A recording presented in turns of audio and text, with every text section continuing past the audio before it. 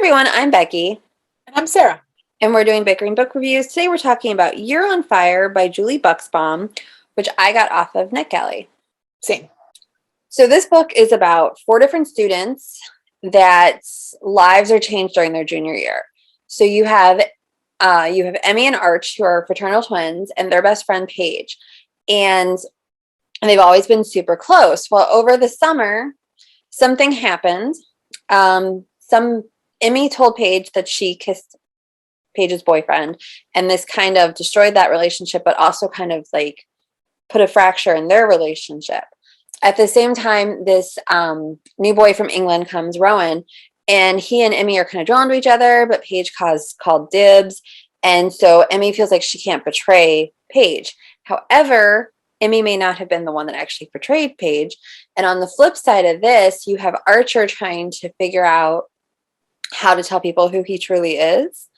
And it all kind of intercepts with like the way their lives are happening. At the same time, somebody keeps setting their school on fire. And you have that, but you also have the wildfires in California impacting their lives and adding drama to all this. And I say that that is kind of like, this book is really hard to explain without giving away everything. And by the way, when I was reading this book, my sophomore year of high school, one particular student did set 3 bathrooms on fire. So I was kind of like, if anybody says that part wasn't realistic, it happened. In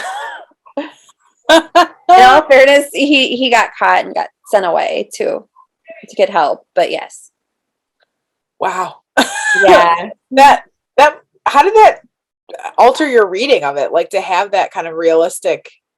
To me, because when I was reading it, I'm willing to bet people are like, this wouldn't happen, that they wouldn't get it. And in all fairness, this was the 90s, but we did have cameras. And so I was just like, so to me, when they're like in the bathroom caught on fire again, I was like, oh yeah, that happens. That happens. Because I remember the kid in high school would, which is actually they talk about in this, would set the paper towels on fire. Wow. And at one point he said, and then he also, and they kind of, I think they do this too. At one point he set the trash can on fire, and it melted the mirror and like the whole, like the wall. Wow. So, but back to the book. So there is a lot going on in this book, but I don't feel like I was overwhelmed by everything because each character has a lot, like there's a lot going on with each character. Yes. As far as kind of identity, as far as parental involvement, as far as kind of, just like so many different things going on. There is. And for a book that has so many stories, it's not bogged down. Like this book reads really fast. It reads really fast. But her books always read really fast.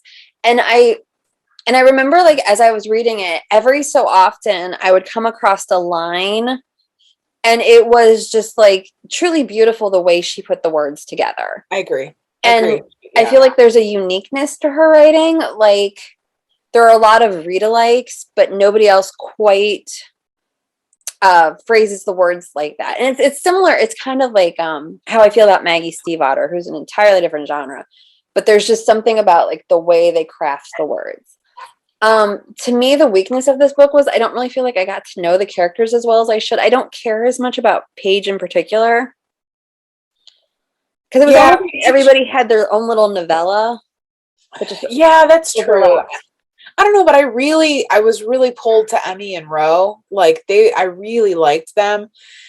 The character that I didn't like as much was Jackson. I was like, I could have liked him. I just don't think he was developed enough for me to like him as much as I should have liked him.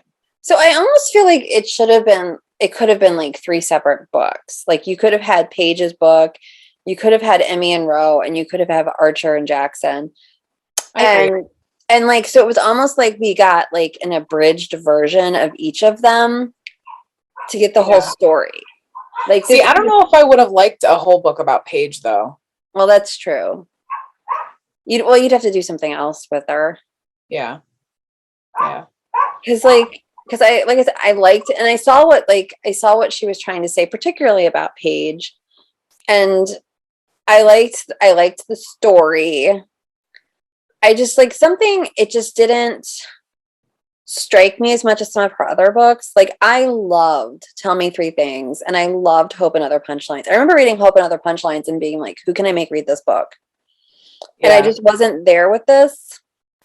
I don't know. I really liked it. I don't know who I'd recommend it to, but I really did enjoy it. I enjoyed my time with this book. So I don't know. Are we just at the point where we're gonna rate it? I mean, it's hard to talk about. Like I said, that and that maybe that's a sign of good writing. It's so intricate that if I start talking about one little piece, I'm gonna give the whole thing away. And I really don't want to give it away because there is a little bit of mystery in this book. We should just rate it. Okay. So our rating system starts up with 5 unicorns, but down to 2 unicorns. If we don't like it, it's just a horse. I'm at 4 unicorns. I really enjoyed it. It went fast. I liked the characters. I had fun with it. So I'm like at 3.5 and I just can't bump it up to 4. So I'm going to go with, just because like I said, like some of the storylines were just a little like not as engaging to me as the other ones. So I'm going to go with 3. It's still good. I'm going to like, she's on my list. Anything she comes out, I'm going to read because I know even if I don't love it, like I'm going to be entertained and it's going to be well written. Okay. Yeah, I agree. So that is where we are on Hearts of Fire. Not Hope. Not Hope and Other Punchlines. What do you know the book? You're on fire? We are on this book, and we'll see you around. Bye. Bye.